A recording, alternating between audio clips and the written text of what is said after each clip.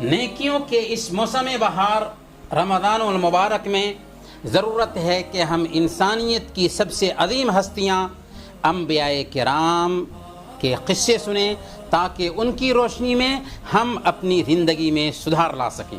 تو آئیے سنتے ہیں پروگرام نبیوں کے قصے۔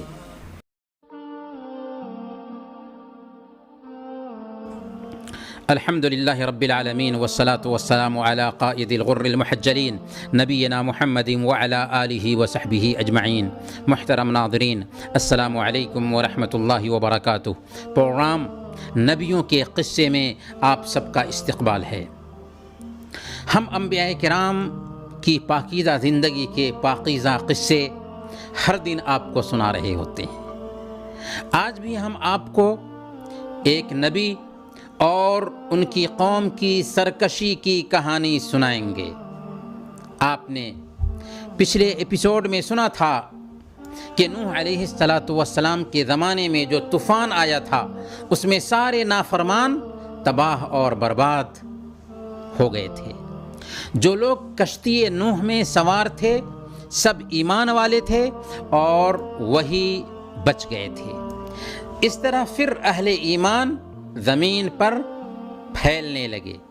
سارے لوگ توحید پر قائم تھے، لیکن شیطان طاق میں لگا ہوا تھا، پوری کوشش کر رہا تھا کہ کس طرح دوبارہ انسانوں کو شرک میں پھنسا دے۔ چنانچہ اس نے سب سے پہلے قبیلہ عاد کو شرک میں پھنسانے میں کامیابی حاصل کر لی۔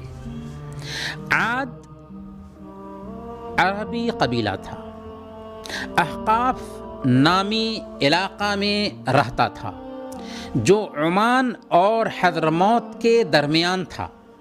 یہ علاقہ ریت کے ٹیلوں والا تھا اور سمندر کے کنارے پر واقع تھا۔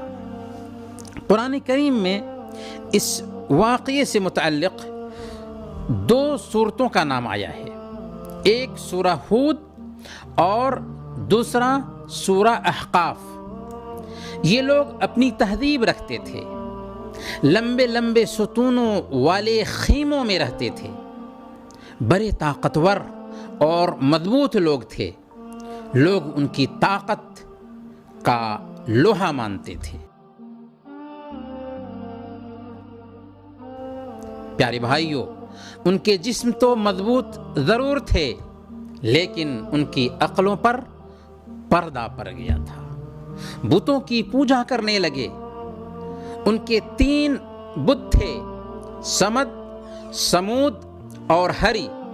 اللہ تعالیٰ نے ان کے بیچ انہی میں سے ایک نبی کو بھیجا جن کو ہم ہود علیہ السلام کے نام سے جانتے ہیں۔ ہود علیہ السلام نے انہیں اللہ کی نعمتیں یاد دلائیں کہ کیسے اللہ تعالیٰ نے انہیں قوم نوح کا خلیفہ بنایا، کیسی طاقت اور قوت عطا کی، کیسے ان کی زمینوں کو سرسبز و شاداب کیا۔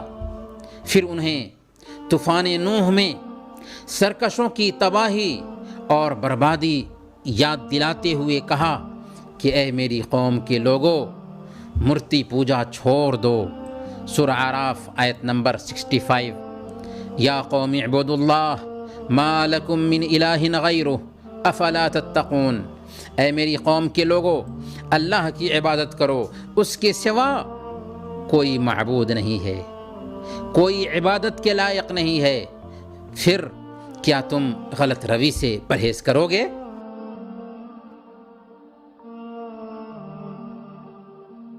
لیکن کیا قوم نے بات مان لی؟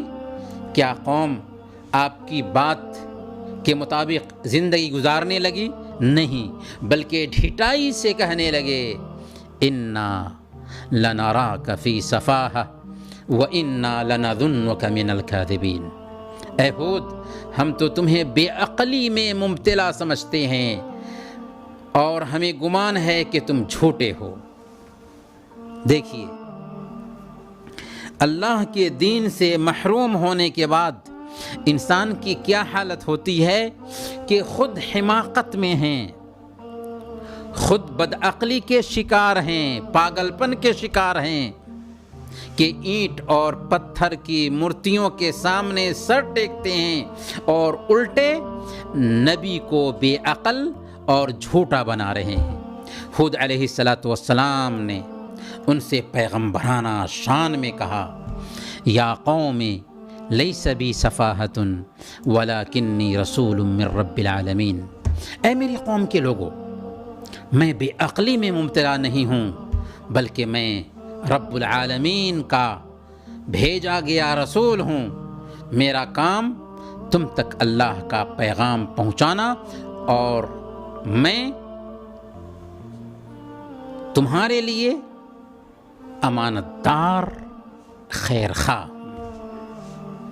میں اس پیغام پر تم سے کسی طرح کی اجرت بھی طلب نہیں کرتا، کسی معاوضے کا مطالبہ نہیں کرتا، بلکہ صرف خیر خواہی کے جذبے سے یہ باتیں کر رہا ہوں۔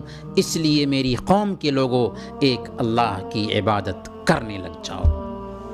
لیکن ان کی فطرت مسخ ہو چکی تھی، لاکھ سمجھانے کے باوجود بھی انہیں سمجھ نہیں آئی، بلکہ بہکی باتیں کرتے ہوئے کہنے لگے، اجئتنا لنعبد اللہ وحدہ ونذر ما کان یعبد آباؤنا، تم ہمارے پاس اس لیے آئے ہو کہ ہم اکیلے ایک اللہ کی عبادت کریں اور ہمارے باپ دادا جن کو پوچھتے چلے آ رہے ہیں ان کو چھوڑ دیں؟ یہ کیسی حماقت کی بات ہوگی؟ جی ہاں، آج بھی کتنے لوگوں کو شرک سے روکیں، توحید کا پیغام سنائیں تو وہ یہی کہیں گے کہ ہمارے پروج، ہمارے باپ دادا ایسا ہی کرتے آ رہے تھے، کیا وہ غلط تھے؟ پیارے بھائیوں، انہوں نے آپ کی نبوت کا ہی انکار نہیں کیا، اس کے ساتھ ساتھ انہوں نے آخرت کا بھی انکار کیا، آخرت کے بھی وہ منکر تھے۔ وہ کہنے لگے، سورہ المؤمنون آیت نمبر 35، اَيَحِدُكُمْ أَنَّكُمْ إِذَا مِتُّمْ وَكُنْتُمْ تُرَابًا وَعِظَامًا أَنَّكُمْ مُخْرَجُونَ، کیا یہ تم سے کہتا ہے کہ جب تم مر جاؤ گے، مٹی ہو جاؤ گے اور ہڈیوں کے علاوہ کچھ نہیں رہے گا، اس وقت تم قبروں سے نکالے جاؤ گے؟ یہ تو عجیب بات کرتا ہے۔ یعنی جب جسم گل کر مٹی ہو گیا، ہڈیاں بکھر گئیں، تو آخر پھر دوبارہ جسم کیسے بن سکتا ہے؟ پھر قیامت کا مطلب کیا ہوا؟ کیسے مردہ زندہ ہوں گے؟ اس طرح کے فلسفے بگھار رہے تھے۔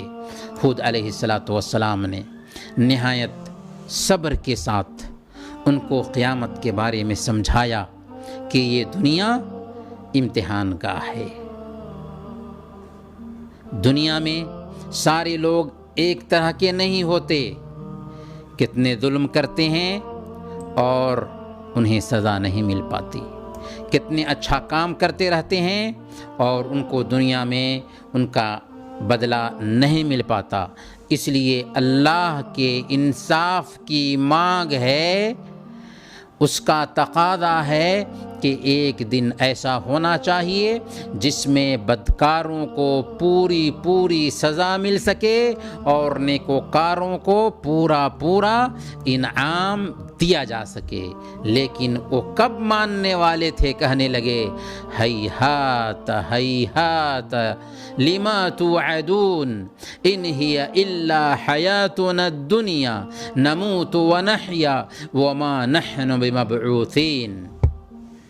بعید، بالکل بعید ہے یہ وعدہ جو تم سے کیا جا رہا ہے۔ زندگی تو بس ہماری دنیا کی زندگی ہے، یہیں ہم کو مرنا اور جینا ہے، اور ہم ہرگز اٹھائے جانے والے نہیں ہیں۔ قوم کے لیڈروں نے عام لوگوں کو مزید گمراہ کرتے ہوئے کہنا شروع کر دیا کہ کیا تم دیکھتے نہیں کہ یہ ایک انسان ہے، ہمارے جیسے ہی کھاتا اور پیتا ہے، بلکہ ہم سے تو مال و دولت میں یہ بہت کمزور ہے، وہ حق پر ہوگا اور ہم لوگ باطل پر ہوں گے، ایسا کیسے ہو سکتا ہے؟ دیکھیے اللہ تعالیٰ نے فرمایا سورہ المؤمنون آیت نمبر 34 وَلَئِنْ أَطَعْتُمْ بَشَرًا مِثْلَكُمْ إِنَّكُمْ إِذًا لَخَاسِرُونَ۔ سن لو، اگر تم اپنے ہی جیسے ایک انسان کی بات مان لوگے نا تو گھاٹے میں رہو گے، ٹوٹے میں رہو گے، خسارے میں رہو گے۔ محترم بھائیو، ہود علیہ السلام کی قوم سرکشی، گمراہی اور تکبر میں آگے بڑھتی ہی گئی، آپ کو مجنون، پاگل اور دیوانہ ثابت کرتے ہوئے ایک دن یہاں تک کہہ دیا کہ اب ہمیں سمجھ میں آیا ہے تمہارے پاگل پن کا راز۔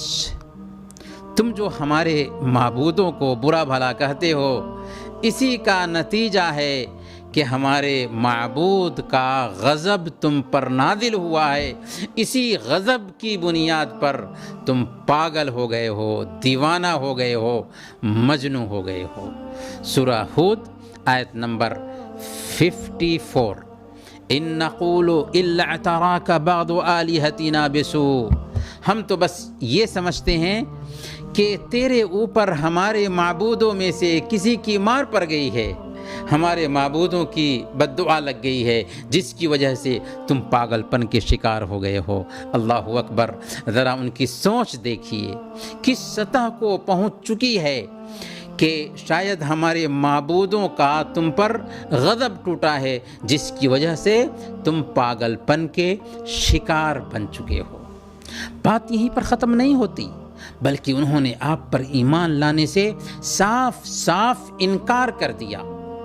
تب آپ نے ان کے معبودوں سے براءت کا اظہار کر لیا اور ان سے خطاب کرتے ہوئے کہا، جس میں ایک طرح کا الٹیمیٹم بھی تھا۔ سورہ ہود آیت نمبر 57 فَإِن تَوَلَّوْا فَقَدْ أَبْلَغْتُكُمْ مَا أُرْسِلْتُ بِهِ عَلَيْكُمْ وَيَسْتَخْلِفُ رَبِّي قَوْمًا غَيْرَكُمْ وَلَا تَضُرُّونَهُ شَيْئًا۔ اگر تم منہ پھیرتے ہو تو پھیر لو، تمہاری مرضی، لیکن جو پیغام دے کر میں تمہارے پاس بھیجا گیا تھا وہ تم کو میں پہنچا چکا ہوں۔ اب میرا رب تمہاری جگہ پر دوسری قوم کو لائے گا اور پھر تم اس کا کچھ بھی بگاڑ نہ سکو گے۔ یہ الٹیمیٹم تھا، لیکن قوم پر نصیحت کا کوئی اثر نہ ہوا، ٹس سے مس نہ ہوئی اور الٹے عذاب کا مطالبہ کرنے لگی۔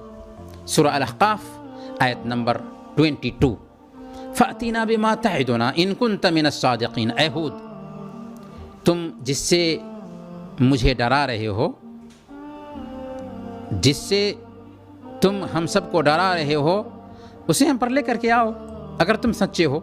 اگر تم سچے ہو تو یہ عذاب ہم پر نازل کر دو۔ یعنی ڈھٹائی دیکھیے کہ وہ حضرت ہود علیہ السلام سے عذاب کا بھی مطالبہ کرنے لگے۔ تب ہود علیہ السلام نے اللہ سے رجوع کیا۔ سورہ المؤمنون میں اللہ رب العالمین نے بیان فرمایا، حضرت ہود علیہ السلام نے اللہ سے دعا کی، رب انصرنی بما کذبون، اے پروردگار، انہوں نے مجھے جھٹلایا ہے، انہوں نے مجھے جھوٹا سمجھا ہے، تو پھر تو ان کے خلاف میری مدد کر۔ اللہ کی طرف سے جواب آیا، قال عما قلیل لیصبحن نادمین، قریب ہے، وہ وقت آنے والا ہے کہ جب یہ اپنے کیے پر پچھتائیں گے۔ اللہ کا عذاب آنے ہی والا ہے۔